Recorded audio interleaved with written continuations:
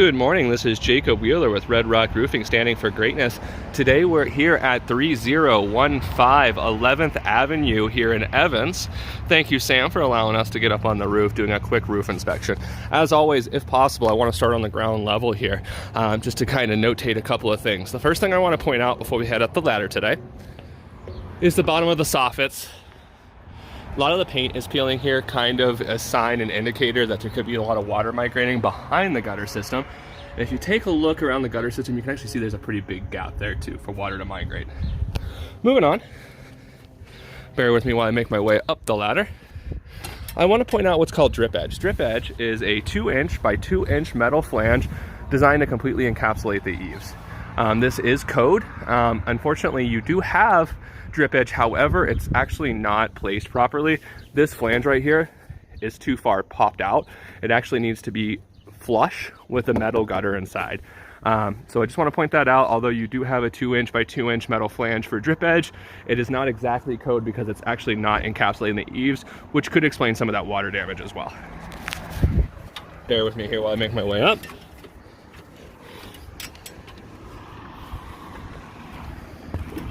All right, Sam, so I just want to go ahead and show you the roof as a whole while we're up here to start. I did go ahead and mark several areas up before I went up here and started shooting this video. As a whole, the roof definitely looks like it's seen some better years. It looks like as a whole, the roof is about 15 years old-ish, whereas the ridge looks a little bit newer. You can actually see a slight color variation, as well as you can see some of the repair pieces. Just want to point out a couple things. There was a lot of reasons that we wanted to come up here today. The first thing I see is there's a lot of these nail pops here that you see. What they are is just where the nails from all the heat are pulling up from the shingle. We're going to actually fix those today. We got another one over here. And I know, Sam, the main reason that you had us come out here and check out this roof for you was specifically because of possible leaking. We do believe we have found out where the source of that is. Make my way back to the other side of the roof. And we think that it is a possible fix, and we do think there's some water migrating. There are a couple smaller areas, such as this vent here, where I can get my fingers underneath it. We're gonna seal that up with silicone today, make sure that's proper for you, Sam. However, the real issue, we believe, is actually over here. If you take a closer look here, I can put the camera properly, you can kind of see that divot here. There's actually some holes in the shingles where water is migrating, coming out to this pipe jack here, where you can actually see, if I go lower here, that you have an indentation inside of the shingle, which is probably the decking system creating that water damage. So we're gonna seal that up today for you as well, Sam.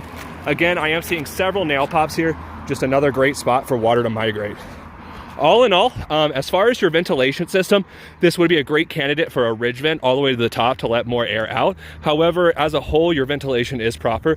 I'm not feeling a real crispy underfoot feeling on these shingles, so a lot of the granules are here.